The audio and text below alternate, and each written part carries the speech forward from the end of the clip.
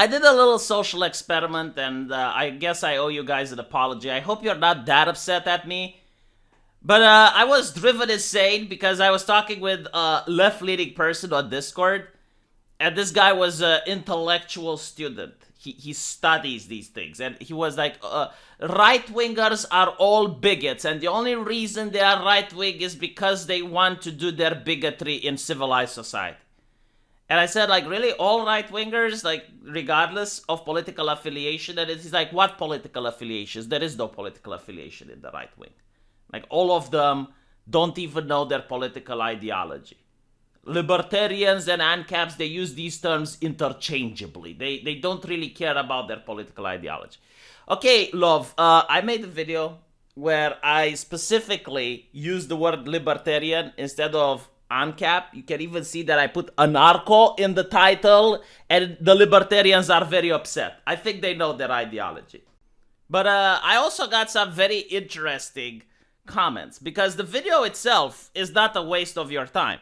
I definitely agree with the things that I said in this video, and what I said was that the people who want small government are usually strong and hardy people.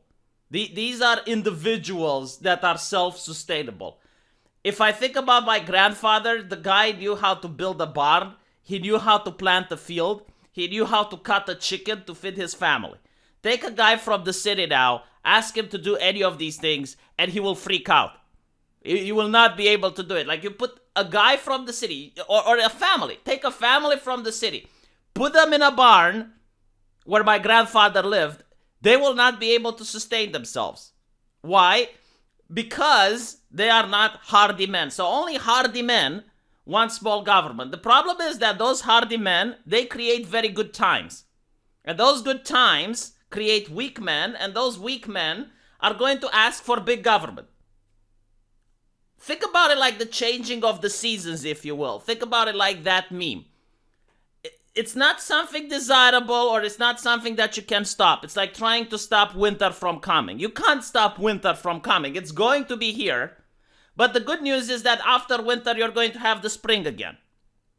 So that is my observation on the political spectrum. If you want an even better example, think about the gun culture in the United States.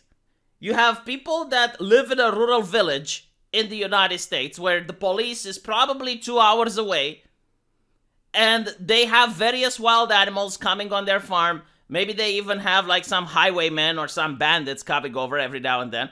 So they need to defend themselves. Obviously, these people are going to trust their neighbors, their community more. They're going to try to maintain positive relations with their neighbors. And they're going to be wanting to be able to defend themselves, because the police is 2 hours away. Now, imagine that farm over time turns into a city. Well, now the police is 1 minute away. Now the police is 2 minutes away. So they can just grab a phone. Well, these people now, they can advocate for the government to restrict the guns. Because they're like, well, we don't need guns. Why do we need guns? We have the cops. The cops can provide for us. We pay taxes now. We pay taxes for a police force. Let's pay taxes to weaponize the police force even more. So, you notice how the seasons are changing. That's the essence of my video. I was saying that most people who want a small government are people who want to be left alone because they can take care of themselves alone. They don't need any help. So only hardy people in general want small government. And the moment that those hardy people coexist, they create good, prosperous times. And those good, prosperous times are going to create weak people who want large government. The large government creates tyranny. Tyranny creates bad times. Bad times create the strong men who are going to eventually create the good times again. Think about it like a changing of the seasons, as I mentioned before. You can't stop it. And this is an observation. It's obviously not something that I want. I want to live in good times every time. But we can't live in good times. So, well, it is what it is. Now, I want to answer a couple of the interesting responses that I got here. So, in the previous one, I was talking about the city of Rapture from BioShock. Now, the city of Rapture is a critique of Ayn Rand's ideology, which, by the way, is a book that I suggest people should read. A lot of people don't like her publicly, but she is a best-selling author, which means that privately a lot of people buy her books. So the idea of Rapture is a city where the smartest people went to, like the hard men went to, because they were self-sufficient. So you have all the artists that don't want to face censorship going there. You have all the engineers that don't want to pay taxes to the government going there. And the problem that this city had is that no one wanted to clean the pipes. No one wanted to clean the sewers. So all the problems went from there. In fact, in Rapture, toilet cleaners and laborers would be in such high demand that it would be genuinely enticing prospect to do these jobs and to do them right. In fact, there are certain trades in real life that went through the exact same thing. Our generation has been indoctrinated into believing that we won't need to be able to do anything with our lives unless we get a diploma. Now, most of us think that manual labor is below them because I didn't study for 5 years to end up as a plumber. So this is exactly the criticism that BioShock has towards society. Yes, usually in a libertarian society, everyone cleans their own toilet. But Rapture wasn't a libertarian society, which is what everyone in the comment section picked up on. It wasn't even necessarily an anarcho-capitalist society. It was a society of the elites. It was a society ran by what we would consider the best of the best, the brightest of the brightest. The problem is that the best of the best and the brightest of the brightest aren't valued by cleaning toilets. These people are valued for the academic work that they do. They're valued for the artistic style that they create. And the irony is that you can run a society without these things. You can run a society without artists and academics, because human beings have done so for thousands of years. You cannot, however, run a society without the essential people. And the essential people are never considered to be elites. No one is going to raise a statue for the best truck driver. No one is going to raise a statue for the best sanitation worker. Even if those people get to be paid ridiculous amounts of money. In New York, for example, a couple of months ago, they released an article saying that sanitation workers are paid $3,000 a week. So they make a lot of money because of the shortage and the high demand. But you're not going to see any girl getting really hot because, oh my God, I'm marrying a sanitation worker. That is the irony. Despite of how essential their job is, despite of how much the market can value them, society will never treat them with prestige. And you have exactly what you said in your comment here. The fact that in our time, a lot of people go to university to get the diploma so they can consider themselves intellectual. And society, or they themselves at least, consider themselves in high regard because, oh my God, I went to Oxford or I went to Harvard. So how much do you make a month? Oh, I don't make anything. I have student debt.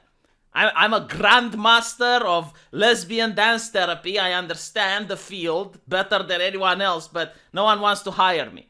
Meanwhile, you can have a truck driver that's making $9,000 a month in California now, driving trucks.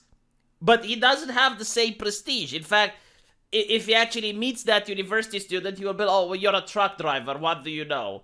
You're just a right-wing bigot. You can't tell the difference between libertarians and anarcho-capitalism. I'm smarter than you. And this is what happened in Rapture.